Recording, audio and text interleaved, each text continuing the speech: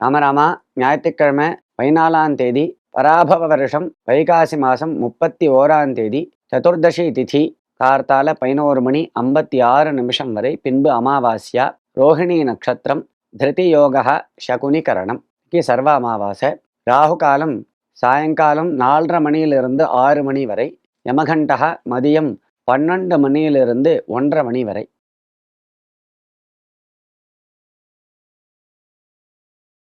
அதாவது ஷடசீதிகி அப்படிங்கிறது பெரிய புண்ணிய காலம். இந்த ஆனி மாச பிறப்பு மிதுன ராசியில சூரிய பகவான் பிரவேசிக்கிறார். இதுக்கு தான் ஷடசீதி புண்ணிய காலம், சங்கிரமண புண்ணிய காலம்னு பேர். இந்த மாதம் மிருகசீரிஷ நட்சத்திரத்தில் பிறக்கிறது. மிருகசீரிஷம், சித்திர, அவிட்டம் இந்த நட்சத்திரக்காரெல்லாம் பரிகாரம் பண்ணிக்கணும் அப்படின்னு சாஸ்திரம்.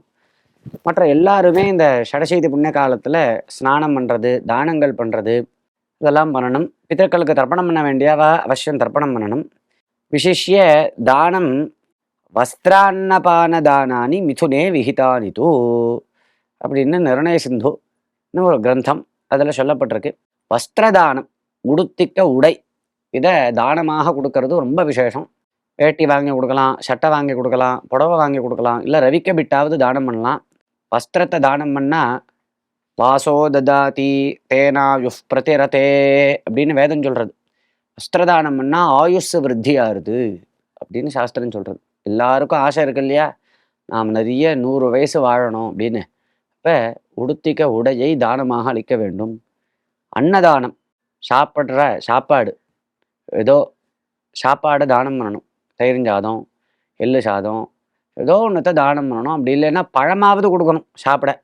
பானம், குடிக்க தீர்த்தம், நீர்மோர், பானகம், ஏதோ ஒன்றத்தை தானம் பண்ணணும்.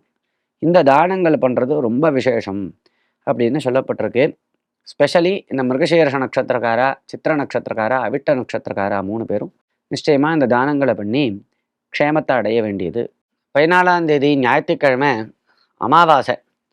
கார்த்தால சதுர்தசி இருந்தாலும் அபராண்ண காலத்தில் அமாவாஸ்யா திதி இருக்கிறதுனால தரிசஸ்ராத்தம் இன்றைக்கி தான் பண்ணணும். அதாவது தரிச தர்ப்பணம், அமாவாசை தர்ப்பணம் இன்றைக்கி பண்ணணும். மறுநாளான நாளைக்கு 15ஆம் தேதி ஆனி மாச பிறப்பு, ஷடசீதி புண்ணிய காலம், சங்கிரமணம், மிதுன ரவி சங்கிரமண புண்ணிய காலம். அந்த சங்கிரமணத்துக்கான தர்ப்பணத்தையும் பண்ணணும். அதான் மறுநாளைக்கு, அதாவது 15ஆம் தேதி பண்ணணும். 14ஆம் தேதி அமாவாசை தர்ப்பணம் பண்ணணும். தரிசஸ்ராத்தம், இது ரெண்டும் வெவ்வேறு ஸ்ராத்தங்கள். தரிசஸ்ராத்தங்கிறது 14ஆம் தேதி, 15ஆம் தேதி மிதுன ரவி சங்கிரமண புண்ணியகால பிரயுக்தமான ஸ்ராத்தம்.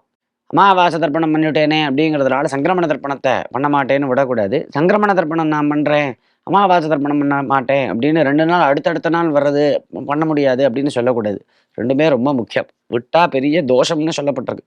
அமாவாசையை விட்டால் அதுக்கு பிராயஷ்சித்தமே கிடையாது, மகா தோஷமாக சொல்லப்பட்டிருக்கு.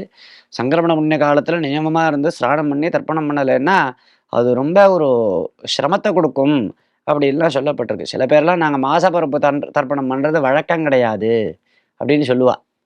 வழக்கம் என்ன வழக்கம் கிடையாது, நீ திமிரு பிடிச்சி விட்டுவிட்டா அது என்ன பண்ணும், சாஸ்திரம் என்ன பண்ணும்? அதனால் நியாயமாக நியமத்தோடு இருந்து 2 நாளும் ஜாக்கிரதையாக தர்ப்பணம் பண்ணினா நமக்கு நல்லது, நமது சந்ததிக்கு நல்லது. ராமராம்.